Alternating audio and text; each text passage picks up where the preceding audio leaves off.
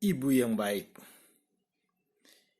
Ibu yang baik ke kantor polisi melapor putranya yang sesat, bejat, buas, dan menakutkan membantai satu keluarga ludes, beringas, mengurung korbannya dalam kamar, mengunci pintu, lalu memasukkan gas. Berharap yang berwajib akan bijak meringankan hukuman bagi yang berterus terang. Siapa lagi yang wajib melaporkan anak yang haus darah kalau bukan bunda kandung? Siapa lagi yang bertugas mendera putra yang gelap mata, mencabik jiwa raga kalau bukan dia yang telah mengandung? Agar kapok lantas kabur ke jalan benar. Peradilan akan memberikan matahari baru. Penjara akan meringkusnya nyahok. Iblis yang mengerak di otaknya akan dikletek. Tetapi malang hakim putuskan lain. Lelaki yang kejam membunuh satu keluarga tanpa rasa salah adalah binatang buas yang wajib musnah. Maka perlu diketok hukuman mati. Ibu yang baik semaput, dikunyah sesal diantui dosa. Di mana ada ibu membunuh anak sendiri, padahal bukan putranya binatang buas. Ia sendiri iblis yang ganas, tak kuat mendengar umpatan tetangga, tak mampu menerima tuduhan biadab.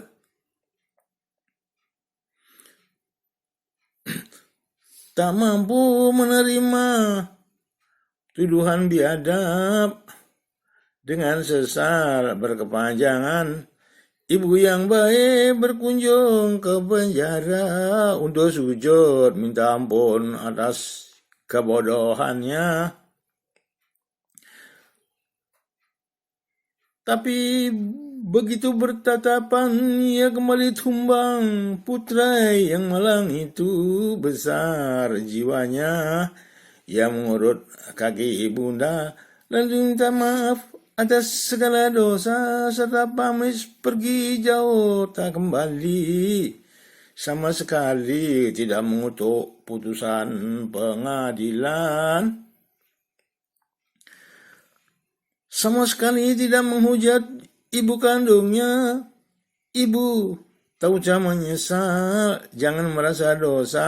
Perbuatan ibu suri taulada. Sejarah akan mencatat dengan cinta emas. Walaupun putra kandung bila salah.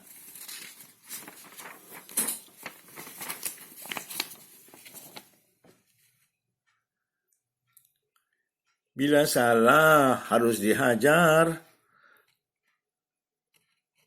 Semoga akan jadi urusan baru dan rezeki yang galau. Semoga para pejabat dan rakyat kecil menobatkan ibu sebagai ibu sejati. Ibu yang baik hancur jiwanya berkeping-keping. Rasa ia merayap pulang, tak sanggup menetapkan kegagahan putranya. Tak sanggup mengecilkan rasa berdosa. Apalagi permintaan terakhir putranya. Makan siang bersama sebelum dieksekusi. Hari itu ketika matahari menyengat ibu kota, para wartawan boleh jeprat makan bersama yang sedih itu. Dengan syarat tak ada wawancara. Ibu yang baik 100 kali mengunyah suap pertama, tapi tak mampu menelan sementara putranya lahap mengenyam sayur lodeh buatan ibunda. Ketika pulang ke rumah, ibu yang baik tak mampu bertahan. ia tumbang di depan pintu. Ia tumbang di depan pintu, tapi tak ada tetangga sudi menolong. Biar perempuan gila itu mati, binatang pun tak tega bunuh anak sendiri. Iblis itu layaknya dikirim ke neraka, yang menebarkan virus biadabi yang bertentangan dengan kemanusiaan. Hampir subuh, ibu yang baik membuka mata.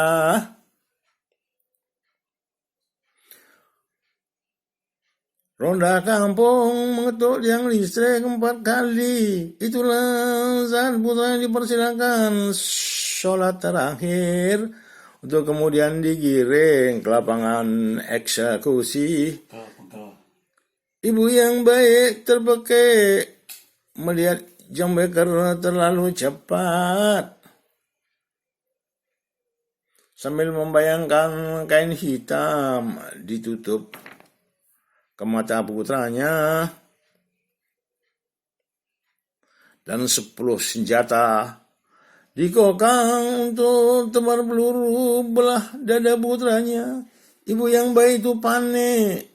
Kalau putra tunggal mati, apa arti hidup ini? Lalu diraihnya Stagen menggantung diri di kamar mandi, di lapangan tembak senjata yang terhunus, menunggu aba-aba untuk membantai, tapi yang ditunggu tak kunjung terdengar. Malah keluar perintah agar senjata diturunkan.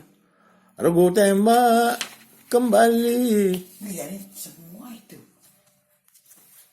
Saya ngengkeng ya. Regu tembak kembali. Hukuman dibatalkan. Putra tak bersabar. Semua itu fitnah. Biang kerok sejati sudah menyerah. Matahari sekali lagi memanjat di timur. Hari akan terang. Putra ibu yang baik bersiul pulang. Ia beli sajadah baru di tengah jalan. Oleh-oleh buat mama tersayang yang gagah berani menegakkan kebenaran. Saja buat ibu. Saja buat ibu. Inilah aku, ibu. Putrimu yang kabur 5 tahun yang lalu dibawa Maklara dengan janji palsu akan meraup uang dari dunia baru. Tapi di ibu kota aku baru tahu, karena terburu nafsu aku tertipu. Bukan dolar aku numpuk di saku, tetapi dosa besar yang membuat malu. Yang putih telah jadi hitam, yang hitam bertambah kusam. Aku teringat pesanmu yang dalam, untuk apa berlimpah rezeki jahanam bila hati tak tenteram. Nyatanya kini aku jadi wanita malam. Inilah putrimu, ibunda. Pulang basah kuyup dililit seduh. Izinkan aku sujud di telapak kakimu. Telah membuat kuyup rasa dan pikiranmu. Kutulah putrimu yang sesat ini, tapi biarkan aku menghapus lukamu. Biarkan aku menemani sisa hidupmu, merawat, menghibur, dan mencintaimu. Menyayangi dengan sisa kemampuanku, agar tak lagi setiap malam kau hanya terseduh. Inilah putrimu, ibu. Telah pulang dari rantau yang berduri, tetapi tubuhmu telah keburu kaku, bisu tak lagi dengan pengakuanku. Andai kata sehari lebih cepat, pasti masih sempat ku tangkap bisikanmu. Masih sempat ku ampuni dosa, masih sempat kau ampuni dosaku. Ibu, buka sebentar saja matamu yang terkatup itu.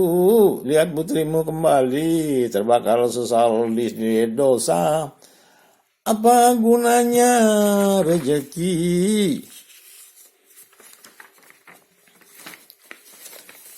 Apa gunanya rezeki kalau kau tak ada tinggal dosa? Semoga ibu tenang jauh di sana dan aku bersumpah tobat selama-lamanya. Saja dari ibu.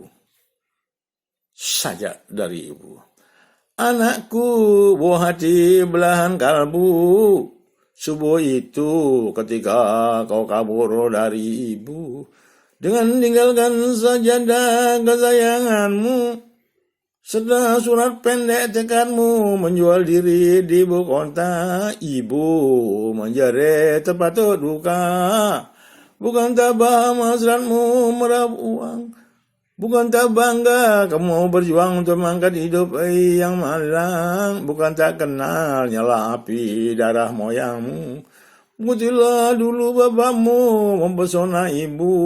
Berpisah tak berarti berpisah. Lelaki jantan hakikatnya ketagihan melabrak nasib.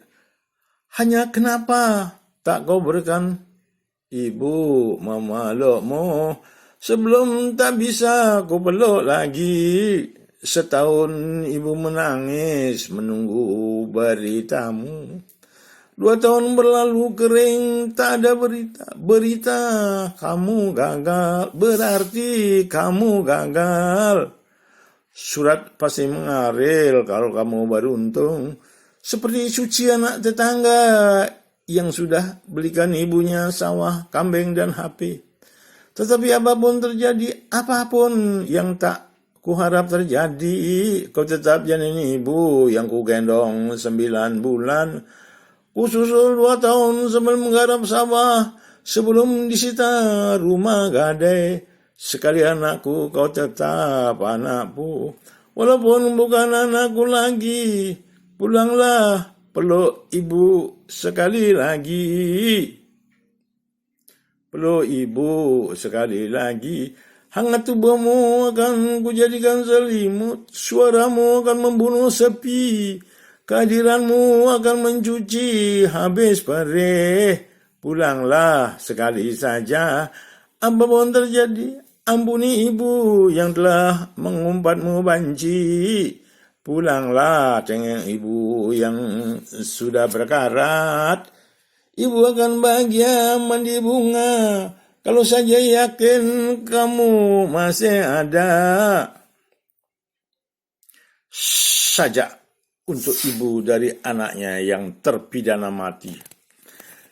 Siapakah itu mengetuk di malam bisu, masuk ke relung hati yang tak terkatup, menghampiri dengan langkah yang ku kenal, ludah mengusung kepalaku. Tangannya tak asing, harum rambutnya menamparku ke masa bocah. Kaukah itu ibu yang tanpa ku minta, yang tanpa ku minta? Kau itu ibu yang tanpa ku minta datang mendampingi, hadir setiap aku terpuruk, mengucapkan sepatah kata yang tak terlupakan, yang selalu menegakkan kekalahanku. Kaukah itu ibu yang tak pernah ku pikirkan, tapi tak pernah lupa memikirkanku. Aku sangat malu bertahun tak memberi kabar, tapi kau tanti menyayangiku, walau hanya kata-kata, tetapi membuatku tabah.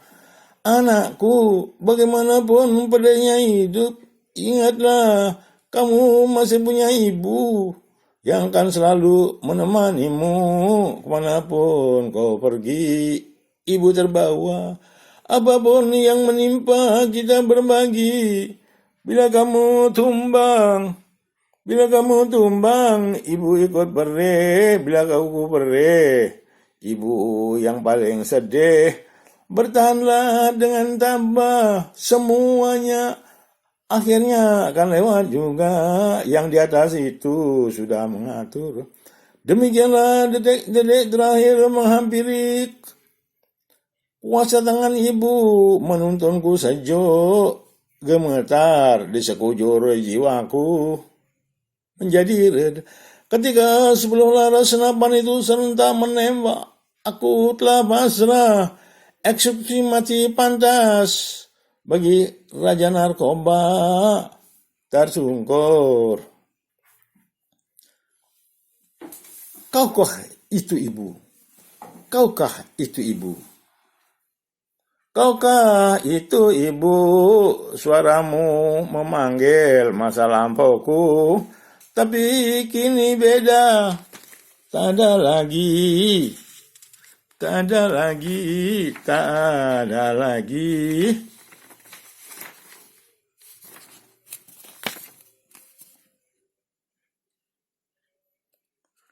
Post power syndrome. Post power syndrome.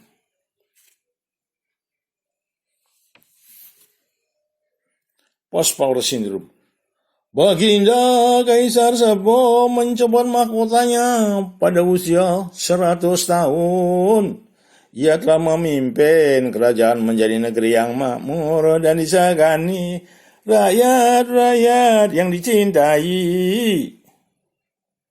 dan mencintainya hidup berkecukupan dan bahagia. Semua menangis ketika ia mengundurkan diri karena baik secara jasmani maupun rohani. Semua yakin ia masih memimpin sampai 50 tahun lagi. Tapi sudah waktunya putra mahkota menyalakan magma kejayaan. Kerajaan lebih bergelora karena generasi milenial membutuhkan pemimpin yang lebih mumpuni.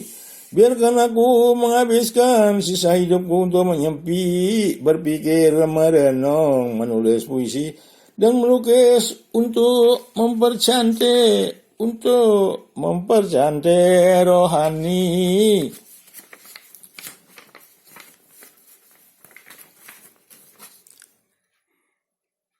Kalian, kata Baginda, mempercantik rohani kalian, kata Baginda. Beruntunglah putra mahkota tak kalah jempolan dari ayahandanya, cakap, cerdas, penuh semangat dengan ide-ide gemilang. Hanya dalam tempo 5 tahun ia mampu mendongkrak kerajaan jadi negeri terjaga, termegah dan termaju.